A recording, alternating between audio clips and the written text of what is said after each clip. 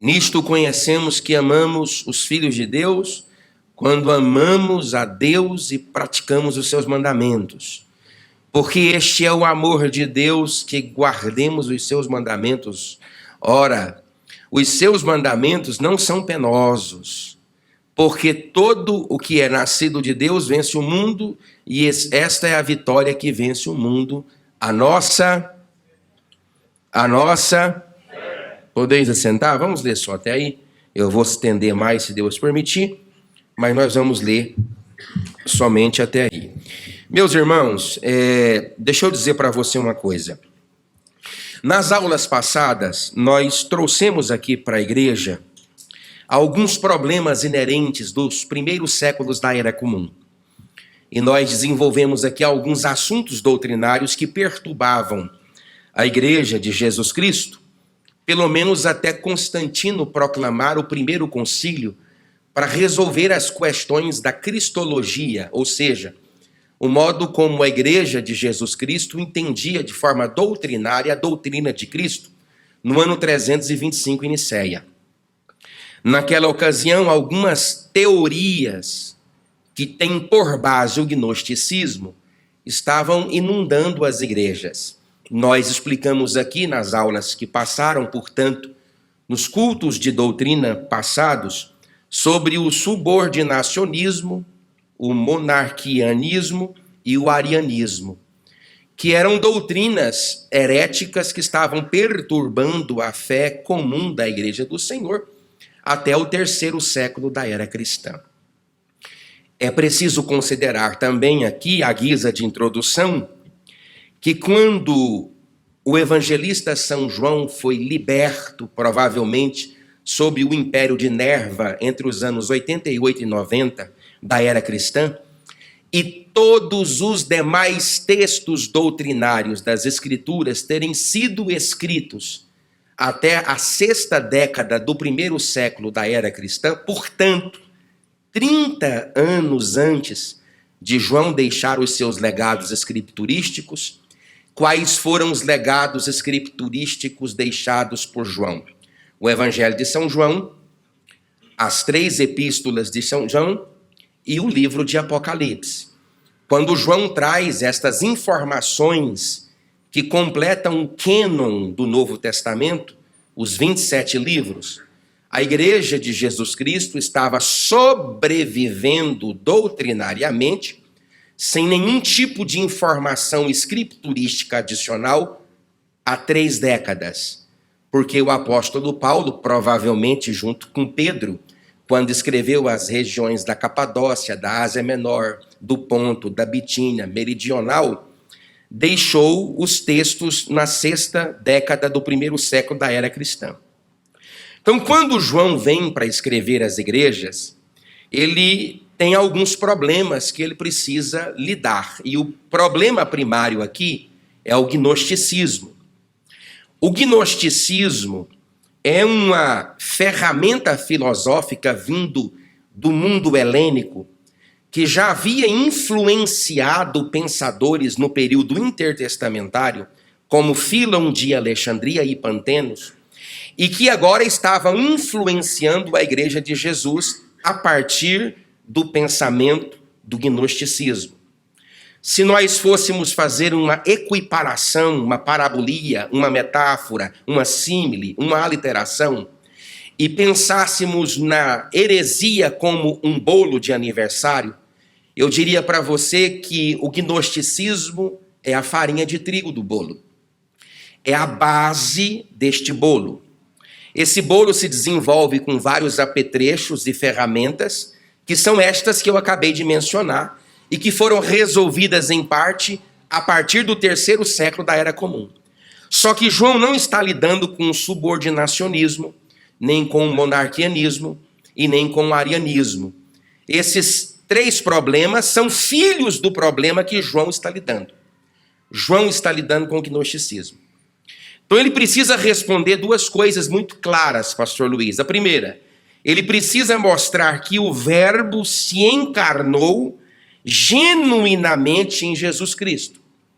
Eis os motivos pelos quais o nome Jesus E o nome Cristo, no primeiro verso do capítulo 5 da primeira epístola de São João, está separado.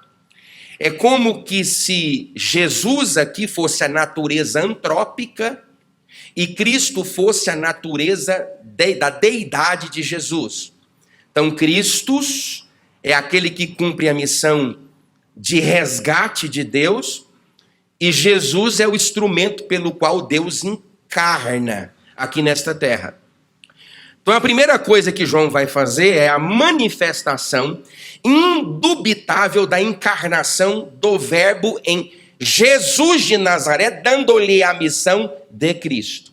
Tanto é fato que esta passagem do capítulo 5 faz base escriturística, que é o que nós chamamos de elo escriturístico, de João, capítulo 1, versículo 1. No princípio, ele era o Verbo estava com Deus, o Verbo era Deus, o Verbo se fez carne e habitou entre os homens.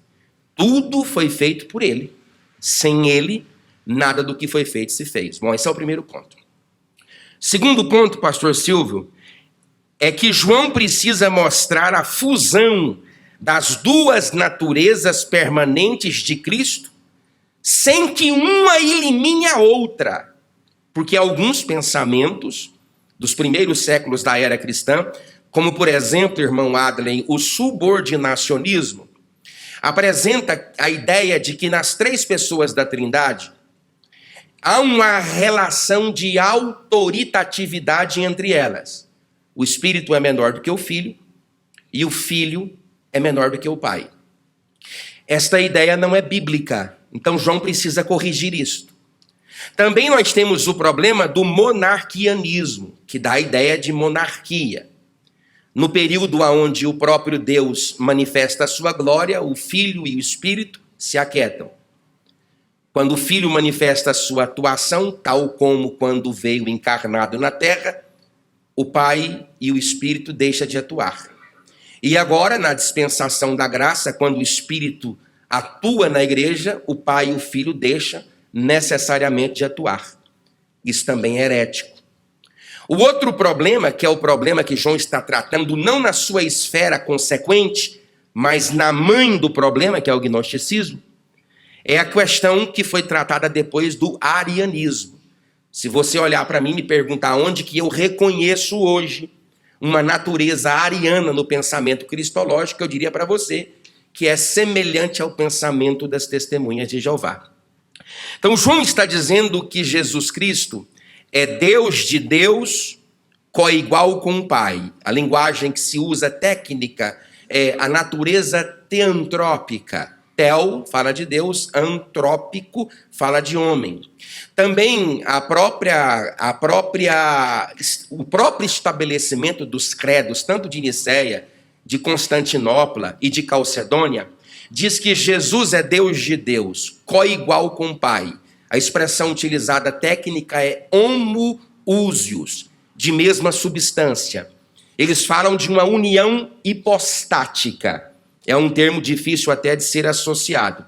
Então, João precisa mostrar para esta igreja, que está lidando com esse tipo de pensamento herético, que a pessoa de Jesus Cristo, humana, e a pessoa de Cristo, divina, elas se fundem sem que uma natureza elimine a outra. Por exemplo, Jesus não se diviniza no batismo. Ele é Deus de Deus desde a eternidade. E Jesus não perde a sua capacidade divina na crucifixão, porque ele é Deus de Deus, coigual com o Pai, desde sua eternidade. Então eu expliquei aqui nas semanas anteriores que na qualidade de homem, Jesus Cristo teve fome. Na qualidade de Deus, ele disse: eu sou o pão da vida. Na qualidade de homem, ele sentiu sede e pede água a beber a mulher samaritana. Na qualidade de Deus, para a mesma mulher samaritana, ele disse: se você beber desta água, você nunca mais terá sede. Na qualidade de homem, ele teve mãe, não teve pai. Na qualidade de Deus, ele teve pai, não teve mãe. Na qualidade de homem, ele morreu. Na qualidade de Deus, ele ressuscitou. Na qualidade de homem, ele disse para Pilatos: nenhuma autoridade tu terias sobre mim se do céu não te fosse concedido. Mas na qualidade de Deus, ele ressuscitou e ressuscitado está diante de Deus e governa tudo e todos mediante o poder da sua palavra. Então, o que os gnósticos pensavam? Eles pensavam que algum logos, ou o que eles chamam tecnicamente na terminologia deles de aions, que é uma encarnação angelical, pudesse encarnar. Então, eles não admitiam qualquer possibilidade de que Deus ou qualquer tipo de emanação angelical ou divina pudesse encarnar na natureza humana. Eles negavam a encarnação de qualquer ente, porque para os gnósticos a matéria é má. E na medida em que Deus encarnasse na matéria, a maculidade da matéria macularia a divindade de Deus. Então, eles não podiam admitir que um ser tão bom pudesse encarnar numa natureza tão perversa. Mas veja que esse tipo de elemento é muito bem explicado na Bíblia. A mulher, por exemplo, do fluxo de sangue, sofrendo há 12 anos desse problema, quando ela vai até Jesus, ela toca nas pessoas e em todas as pessoas que ela toca, ela torna as pessoas imundas.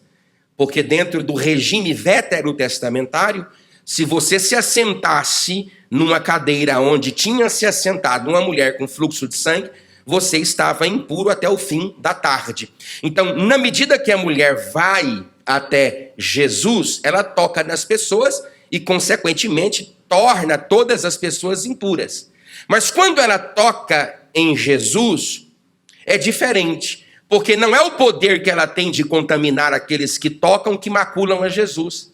É o poder que Jesus tem de purificar todos aqueles que são impuros, que purifica ela. Então, do mesmo jeito que ao chegar até Jesus, contaminando a todos, depois que ela sai de Jesus, ela volta abençoando e purificando pelo milagre da glória de Deus sobre si todos aqueles que eventualmente ela teria maculado quando tocou antes de tocar em Jesus. Então, deixa eu dizer para você uma coisa aqui, querido, de forma muito extraordinária. Esse Jesus que tem poder de tirar a sua imundície, ele está aqui nesta noite para te dar a vitória. Então, se o Logos se encarna, ele seria contaminado pela matéria. Isso era o que esse povo ensinava. E esse povo está sem pastor, tem 30 anos.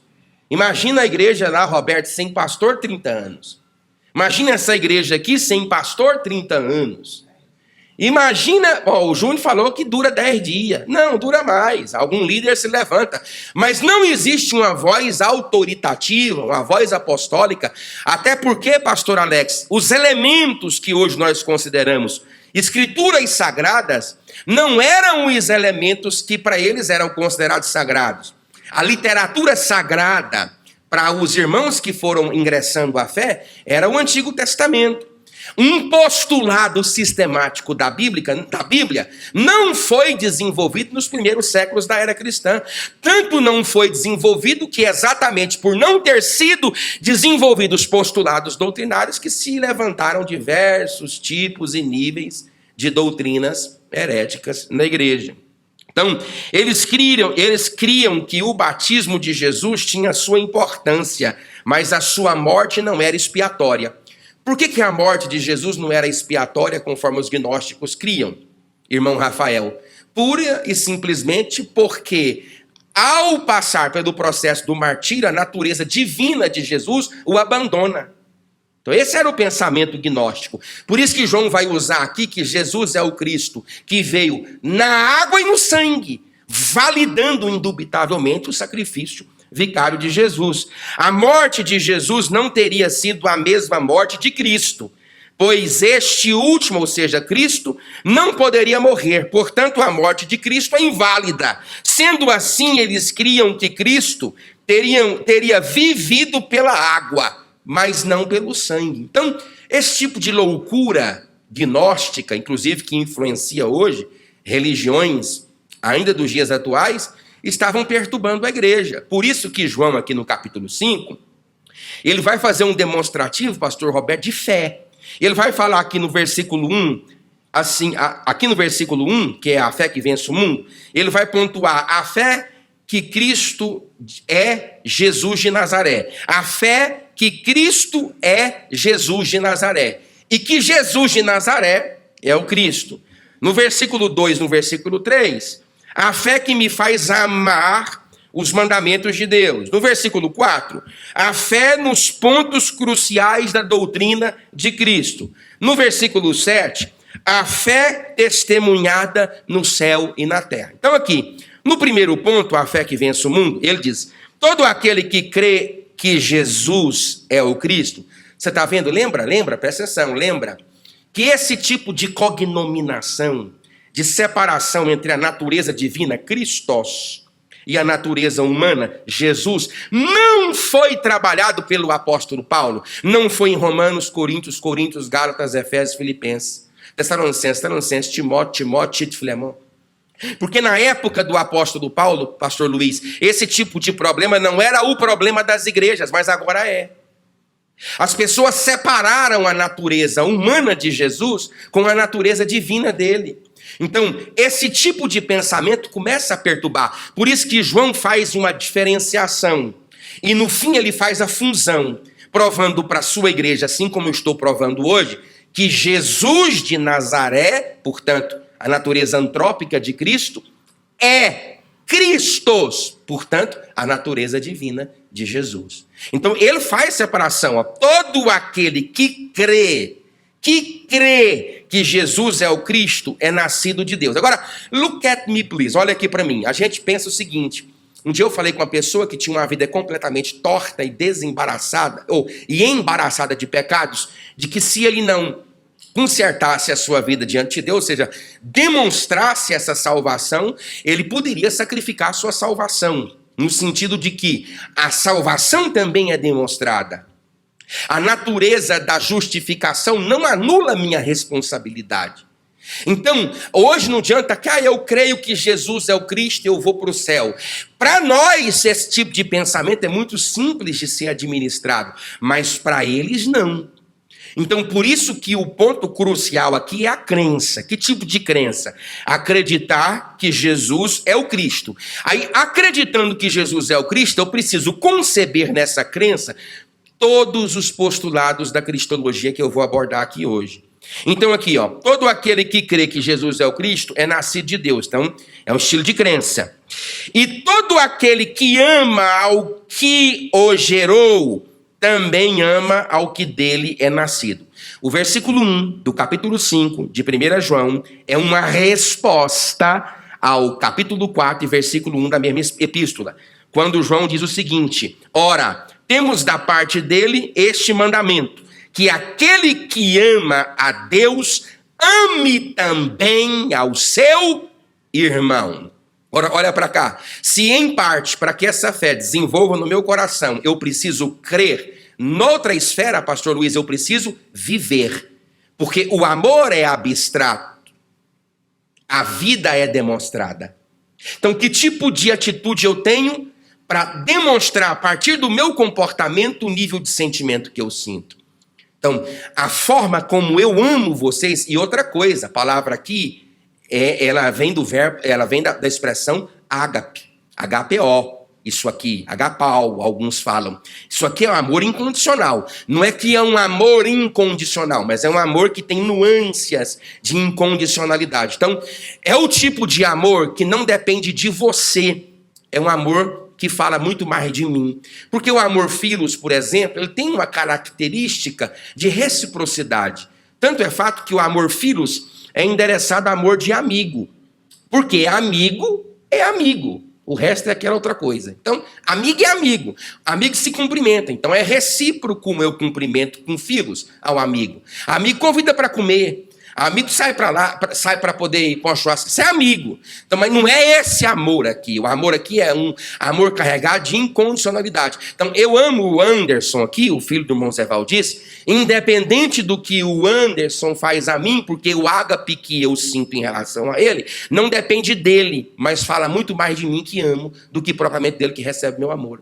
Então, se eu tenho, numa primeira instância, uma forma de demonstrar a minha fé, eu tenho a partir da crença. Numa segunda instância, a partir da minha vida. Que tipo de vida? Uma vida embasada no amor. Então, o amor é a segunda característica do vencedor. Qual é a primeira? A fé salvadora é a primeira característica do vencedor. Eu quero ter a fé que vence o mundo. Então você crê que Jesus Cristo é Deus, nascido de Deus, coigual com o Pai, Deus de Deus, homoúsios, de mesma substância, uma natureza hipostática. Você quer ter uma fé que vence o mundo?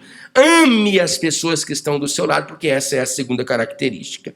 Versículo 2 diz assim: a fé que me faz amar os mandamentos de Deus. Olha aqui para você ver. Nisto, conhecemos que amamos os filhos de Deus. Vamos repetir, amamos os filhos de Deus no 3, bem forte. 1, 2, 3. Amamos os filhos de Deus. Tá bom, hein? Vamos de novo. 1, 2, 3. Amamos os filhos de Deus. Então ele coloca 2 pontos. Nisto conhecemos que amamos os filhos de Deus. 2 pontos. Então, eu preciso estar incluído nesses pontos, ou seja, os pontos que João vai abordar precisam fazer parte dos pontos comportamentais. Então, os meus pontos comportamentais, ou seja, o meu comportamento, me coloca ou não dentro daquilo que João vai pontuar. E o que João pontua? Ele pontua 2 coisas. Primeiro, o amor a Deus. Segundo, o amor aos mandamentos. Agora, veja que amor é platônico. Amor é um sentimento carregado de abstratividade. Amor é abstrato. Amor é um sentimento. E como o amor é um sentimento, ele não pode ser desnudado, a não ser que as minhas atitudes revelem a identidade do meu sentimento. Então, eu, por exemplo, quando li um pouco sobre o livro O Príncipe, escrito por Maquiavel na Renascença, ele fala muito sobre a capacidade que o homem tem de maquiar o que é através do estereótipo. Inclusive, ele disse que quando você precisa assassinar alguém, olha só o que ele fala. Você precisa atrair essa pessoa até si, abraçando e por trás crava-lhe um punhal sobre as suas costas. Então, para fazer isso, você precisaria, é claro que ninguém aqui vai fazê-lo, eu só estou explicando sobre a capacidade que eu tenho de te odiar e sorrir para você. Isso é a capacidade do homem. O homem tem a capacidade de odiar e de sorrir. Por quê? Porque ele maqueia o que sente a partir do estereótipo. Então, repita comigo, sentimentos podem ser escondidos. Existem pessoas aqui que sentem, aqui não, no sentido genérico, né? Que sentem amor platônico por outras pessoas e estas pessoas nunca sabem, nunca saberiam e nunca saberão. Porque as pessoas conseguem esconder sentimentos. Mas no caso daqueles que são filhos de Deus, você tem 2 pontos a ser observados. Primeiro, o amor a Deus. O amor é abstrato. Então, Deus sabe que eu o amo a partir de um amor contemplativo. Então, aqui eu até coloquei aqui, ó, o amor a Deus é um amor contemplativo, caracterizado por abstratividade. Agora, tem um segundo ponto, o amor aos mandamentos, ou seja, a forma como eu guardo o mandamento. Por exemplo, como que eu guardo o mandamento de não matar? Não matando. Como que eu guardo o mandamento de não cobiçar? Não cobiçando. Como que eu guardo o mandamento de não mentir? Não mentindo. Como que eu guardo o mandamento de não invejar? Não invejando. Como que eu guardo o mandamento da caridade e da espiritualidade? Fazendo bem às pessoas, especificamente aquelas que primeiro fizeram o mal a mim. Como que eu guardo os mandamentos? Demonstrando ser fiel às ordens. Inclusive, Jesus disse isso. Por que vocês me chamam de Senhor se não são capazes de fazer aquilo que eu vos mando? Muita gente quer Jesus apenas como Salvador, mas não quer Jesus como Senhor. Mas o que vai implicar caracteristicamente a profundidade da salvação de Deus manifesta em você, não é a forma como você professa, é a forma como você vive. Porque a forma como você vive diante daquilo que está escrito, mostra para todas as pessoas, inclusive para você mesmo, se Jesus é o Salvador da sua vida ou o Senhor dela. Inclusive, quando Jesus condena pessoas que fazem milagres na igreja, milagres de maravilhas e que vão ser condenadas quando Jesus fala assim, afastai-vos de mim, porque praticais, não é professais, porque o que eles professam é saudável. Não só o que eles professam é saudável, o irmão Adley, como até o que os fariseus professavam era saudável. O próprio Jesus falou, vocês façam tudinho que eles falam. Vocês só não fazem o que eles fazem. Então, nós precisamos fazer essa separação entre profissão e prática. Aqui, primeira coisa, amor contemplativo. Eu amo a Deus. Segunda coisa, o amor demonstrativo. A partir de quê? A partir de prática de vida. Então, sabe, irmãos, eu tenho dificuldade como pastor de igreja há 2 décadas de ver quanto as pessoas não desenvolvem maturidade espiritual na igreja. Estou falando de maturidade doutrinária, não. Eu, para estudar esse texto aqui hoje, estudei algumas horas e ainda nem estudei o que precisava ser estudado e nem sei o que preciso saber acerca disso aqui que eu estou falando. Não estou falando desse tipo de tecnicidade, não.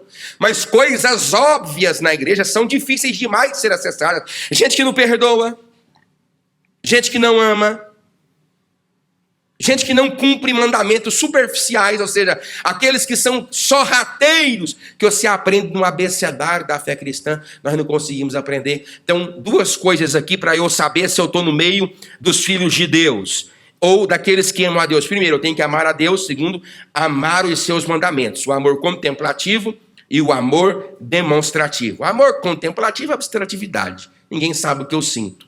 Deus o sabe, mas você pode saber o que eu sinto a partir das obras que eu vivo. Então, além de ter o amor contemplativo, eu preciso também desenvolver o amor demonstrativo. Você tem que olhar para mim e eu para você, e eu saber que as suas atitudes, que as minhas atitudes, revelam o mais profundo sentimento de amor a Deus. Está entendido? Diga amém. É doído, é doutrina. Eu falei, não tem chave de carro, não tem porta aberta, não tem saltando muralha, nem derrubando gigante. Hoje é aprender mesmo da Bíblia, que a fé nos pontos cruciais da doutrina de Cristo. Aí ela apresenta aqui, bem aqui nesse texto aqui, ó, do versículo 4 até o versículo 6, diaconisa e irmã Fran, 4 postulados doutrinários. Quantos, irmãos? Doutrina da regeneração, doutrina de Cristo, que é a cristologia, doutrina do batismo e doutrina da morte e da ressurreição de Cristo. Vamos ler? Porque todo aquele que é nascido de Deus vence o mundo. Irmãos, quem é que vence o mundo? Todo aquele que nascido de Deus. Presta atenção. Todo aquele que é nascido de Deus vence o mundo. Aqui é a doutrina da regeneração. Agora, olha aqui para mim. Todos nós temos um problema. Inclusive, há um duelo entre calvinistas e arminianos sobre o livre-arbítrio. Nós, nas Assembleias de Deus, acreditamos na permanente manifestação do livre-arbítrio. Nós temos esse pensamento soteriológico. Nós defendemos a ideia do livre-arbítrio. Mas um cristão reformado, por exemplo, um presbiteriano tradicional, eles não creem no livre-arbítrio. Para eles, o único indivíduo desta terra que teve nas suas plenas funções o livre-arbítrio foi Adão. Explico por quê. Porque Adão nasceu sobre nenhum tipo de influência pecaminosa. Então, como ele não tinha influência do pecado em si, ele tinha o poder de ter escolhido não pecar, embora tê-lo pecado, sem a influência do mal, porque ele não experimentou o mal. Inclusive tem um pensamento muito lindo que diz que Adão foi o único homem que nasceu diante de Deus, não tendo em si pecado algum, mas que se prostra pecando e reputando toda a humanidade ao pecado original, chamado de o pecado adâmico. Jesus, diferente de Adão, foi o único homem que surge diante de Deus, tendo em si o pecado de todos nós, bem como as suas influências, mas não pecou. Carregou sobre si os nossos pecados, foi apresentado diante de Deus como um cordeiro vivo, mudo levado ao matadouro, que não abriu a sua boca, mas que por meio de suas feridas e de suas chagas, Deus poupou toda a humanidade. Então você sabe que Jesus ele morreu uma morte que não era dele. Então, por ter morrido uma morte que não era dele, mas sua, ele deu para você a vida que ele tinha de crédito diante de Deus. Então, como ele tem uma vida de crédito diante de Deus, ele partilha a vida que ele tem de crédito por ter morrido a sua morte contigo. Por causa do sacrifício de Jesus, todos nós estamos vivos diante de Deus. Então, preste atenção. Agora, o que então é, pastor? O que é, independente desses pensamentos? Eu, por exemplo, vejo uma tentação. Está ouvindo, pastor, irmão? Diga amém. Repita comigo. Todo mundo é tentado. Tentado. Aí Paulo vai dizer o seguinte: o bem que eu quero, não faço. Mas o mal que eu não quero fazer, este faço. Quem me livrará do corpo desta morte? Permita-me fazer uma aliteração.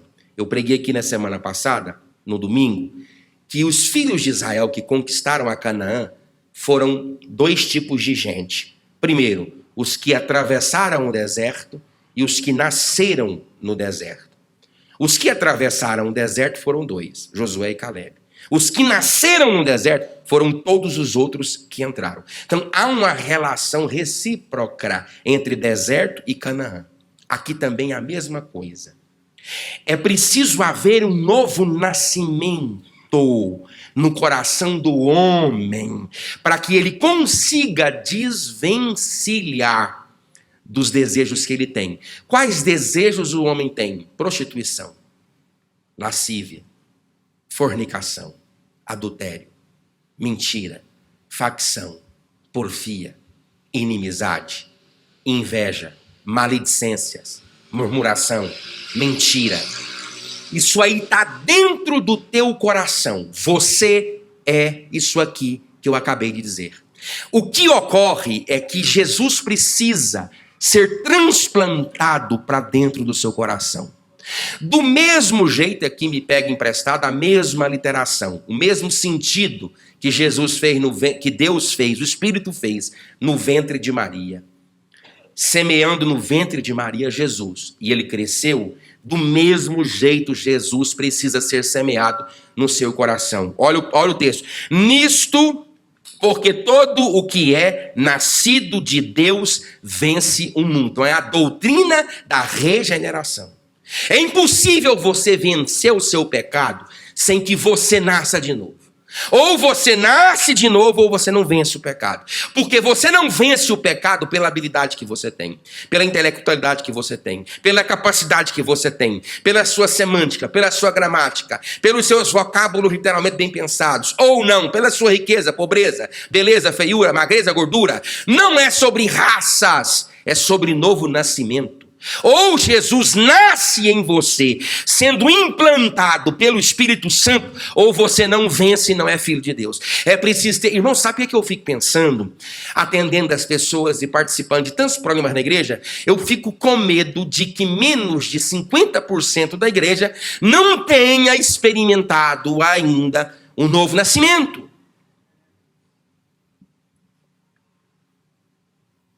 Não foi ainda regenerado. Então, ele vai estabelecer esses 4 pontos aqui, ó. Porque todo aquele que é nascido de Deus vence o mundo. Você não vai vencer o mundo se Deus nascer. Eu estava lendo um poema de Santo Agostinho, no seu livro As Confissões, e ele pecou contra Deus. Você sabe que Santo Agostinho viveu uma vida de libidinosidade sexual. Ele tinha um amante que ele chamava de concubina, eu esqueci o nome dela, era um nome engraçado, esqueci o nome dela. E ele, tendo pecado contra Deus, ele disse assim: Senhor, não olhes para mim com o olhar de tua ira, e nem te afastes de mim para tão longe, que ao te procurar eu me perca por outros caminhos. Olha, eu li, eu chorei. Meu Deus, que coisa tão profunda. Não te afastes de mim segundo a malignidade dos meus pecados, porque os motivos que eu dou e você dá para Deus é que ele se esconda 1 ano-luz de diâmetro de você, 9,7 trilhões de quilômetros de você. A sua atitude, o seu ódio, o seu rancor, a sua prostituição, a sua pornografia, a sua lascívia, o seu banditismo, a sua ruína moral é tão grande que Deus deveria estar não só de você, mas de mim, a 1 ano-luz de distância. Mas por causa do amor de seu filho, ele está com os braços abertos para acolher todo aquele que nele crê. E todo aquele que vem diante dele dizer: Pai, pequei contra ti, não sou digno de ser chamado teu filho, mas trata-me como um de teus trabalhadores. Segunda doutrina, e esta é a vitória que vence o mundo, a nossa fé. Quem é o que vence o mundo, senão aquele que crer ser Jesus, olha a separação, Jesus, o Filho de Deus. Está vendo que doutrina é essa? Doutrina de Cristo. Que matéria que é essa? Cristologia. Você já leu? Quantas pessoas aqui, irmãos, têm pelo menos um livro de teologia sistemática? Algumas pessoas têm. Papai, tu está com 3 livros. Você tem que pegar aquele tema lá, Cristo, estudar, irmão, estudar. Isso não vai te fazer chorar, nem rupiar, e nem fazer você cortar facão na igreja, mas vai te dar solidez para a sua fé. Nós, infelizmente, até sendo gravado, é ruim de falar, mas nós associamos aqui na nossa igreja, eu falo no sentido geral, tá bom? As doutrinas de Deus com usos e costumes. Eu apreciei e presenciei cultos que eram até mais extraordinários do que os nossos, feitos de porta fechada. Quem é que lembra disso? Que os temas principais eram usos e costumes. Cortes de cabelo, uso de jeans. Tanto é que eu até hoje não uso jeans. Tanto que isso ficou impregnado em mim. Quisera que fosse impregnado em mim a natureza doutrinária das Escrituras com muito maior propriedade, não sei se fui redundante, se foi também, é isso que eu quero dizer, do que propriamente os usos e costumes. Nós sabemos muito pouco de cristologia. Para você é muito fácil, Jesus é o Cristo. Mas olha aqui, ó. Aquele que vence o mundo é quem? Aquele que crê ser Jesus, o Filho de Deus. Então, João está estabelecendo esse pensamento, porque esse era o pensamento que estava frontalmente sendo rebatido como ortodoxia cristã. João está dizendo, isto aqui é ortodoxia. O que, João? Jesus é o Cristo, ou seja, Jesus o homem é Jesus o Deus, aquele que veio em carne, morreu e ressuscitou, e levou sobre si o pecado de todos, e por causa dele, todos nós somos salvos. Outra doutrina que ele fala aqui, então eu coloquei aqui 3 coisas, só para ler, para ir encerrando. Os que nascem de Deus vencem, os que vencem, vencem pela fé. Qual é a fé? A fé de que Jesus é o Filho de Deus. Vamos caminhar para outra doutrina para nós terminar. Este é aquele que veio por meio da água. Repita comigo, doutrina do batismo.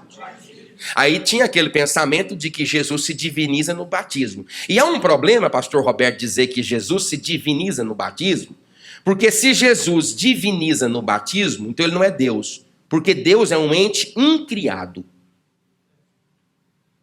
Você entende? Deus não é relativo ao tempo. O tempo é uma estrutura de cronos. A estrutura de tempo em Deus é kairos. Cronos é para o universo que Deus criou. Kairos é para ele mesmo. Deus não é sobre o que é, sobre o que era e sobre... O entendimento de Deus é difícil você compreender. Então, Jesus não pode ter se divinizado no batismo, porque senão ele não era Deus. Por quê? Porque ele é Deus, tanto que João, no primeiro capítulo do Evangelho, da sua biografia de Jesus, ele diz, no princípio ele era e o verbo estava com, e o verbo era, então ele não se diviniza no batismo. Então você tem que entender a doutrina do batismo. O que é o batismo? O batismo, qual que é a figura do batismo? O batismo é uma figura. É uma figura, uma atitude que você toma. Aqui, por exemplo, o meu casamento está para além da minha aliança. Eita, mas a gordura não deixa aqui. O meu casamento está para além da minha aliança. Você está ouvindo, irmão? Diga amém. Mas a aliança é o que ela é do meu casamento? Ela é um símbolo do meu casamento. Entendeu, irmão? É um símbolo. Se essa aliança quebrar, ou perder, ou for roubado, meu casamento acaba por causa disso? Sim ou não? Mas quando eu estou num escritório que tem uma donzela, uma manceba, pintada pelos dedos de Deus, metralhadora de derrubar crente, e ela é uma mulher honesta, uma mulher santa, porque não precisa de ser feia para ser santa. Quem concorda, diga amém.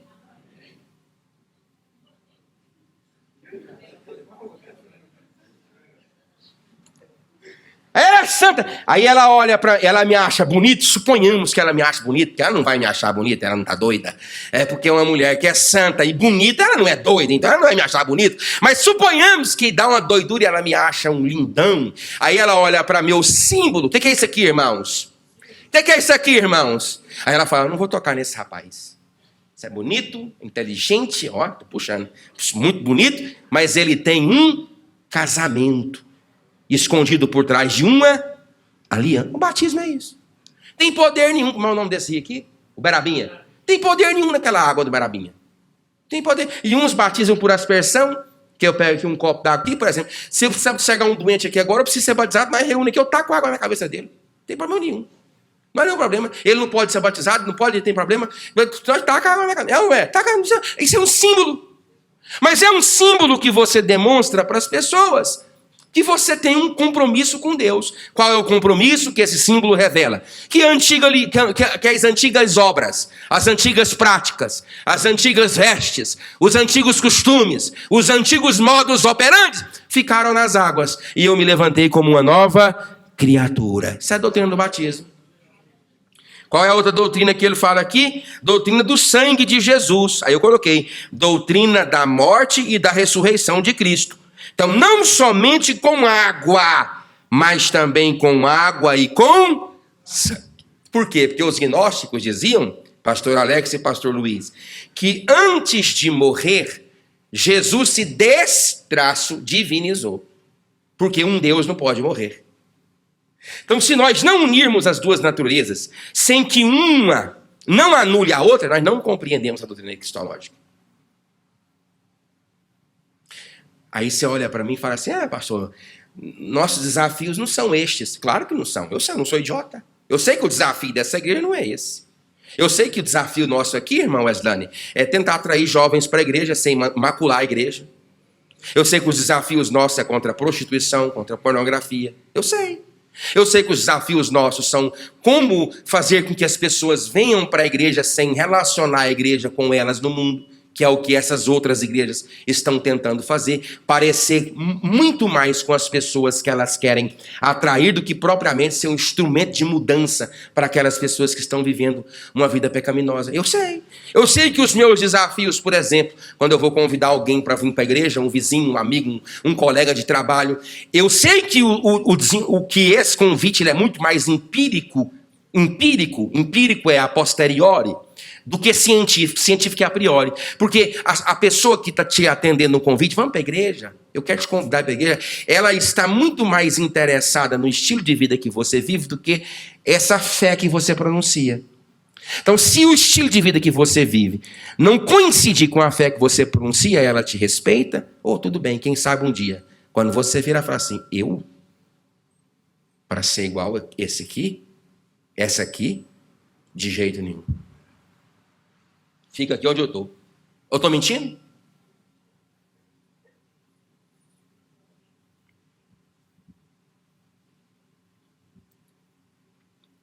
Vou dar um exemplo aqui do Léo. Vou fechar a Bíblia. Então tem liberdade aqui, Léo? Não é bom um exemplo, né? Vamos rodar. Não é um exemplo que é, de fato, peremptoriamente uma realidade. Mas o Léo está trabalhando lá, e ele martela o dedo, ele xinga. O funcionário briga com ele. Aí ele vai em cima do funcionário com toda a impetuosidade do seu ser. Tudo dele é pescotapa, rabo de arraia, tesoura voadora. cortam a madeira errada e ele joga a madeira para fora do tabuleiro da mesa. Aí você já sabe o nome que sai. Aí eu lhe pergunto, no dia que ele convidar qualquer um dos seus funcionários para vir aqui, eles virão sim ou não? Não. É assim. Você que estuda aqui, esses dois, na escola, aí vem a prova de física, aí vocês ficam.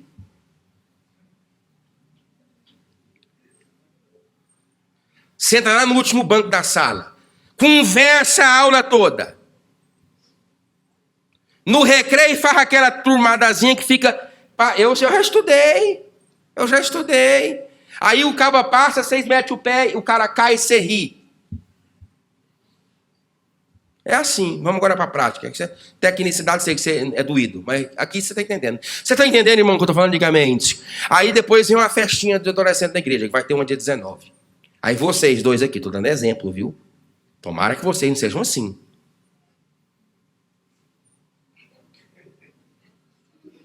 Se for, muda. Aí você vai convidar os amigos que vocês convidavam vão vir aqui, sim ou não? Eu fui matricular meus filhos lá no Frei Egídio. E aí não tinha vaga, porque lá não tem vaga. Não sei se vocês sabem disso, né? É difícil de... Aí o rapaz ficou sabendo que eu era pastor.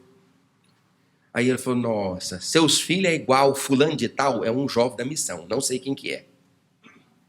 Eu falei, como que é jovem? Você, na hora do recreio que ele sobe naquele banco ali, e e você quer saber de uma coisa, pastor? Eu falei, o quê? O povo tudo para ouvir ele. Rapaz carismático, vida exemplar, melhores notas, abraça todo mundo, o bicho, a bicha, ele, ela, todos, acaba do povo. E na hora do recreio, levanta aqui, rapaz, é uma benção. Quando tá tocando alguma música, alguma coisa assim, a gente para, deixa ele falar. Fala, rapaz, eu falei assim, meus filhos, não dê jeito aí, não. Não é dos piores, não, mas dos melhores também assim, não. Mas eu vou botar os meninos do senhor aqui, assim. Aí um jovem desse convida a sua sala inteira para ir para uma festa lá na igreja deles. A chance da sala aí é grande, sim ou não? Sim. É isso. É só isso. O reino de Deus é só isso. Ali o Weslane, que trabalha numa empresa que tem muita gente. Está lá, os funcionários lá. É um exemplo de pessoa, um exemplo de mulher, um exemplo de dona de casa, um exemplo de senhorita, de respeito, igual eu sei que ela é. Que sempre foi, desde quando era moça dessa igreja. Agora está casada ali com o irmão Juliano. Ela vai convidar alguém, agora já convidou várias vezes para vir pessoas aqui, e às vezes todos vão vir sim ou não? Sim. É só isso, irmão. Tudo isso que eu falei, essas coisas difíceis, não entendi nada. Então entenda isso, vai embora, viva bem, viva o reino de Deus, você pode ter certeza, em nome de Jesus, vai ser glorificado. Amém?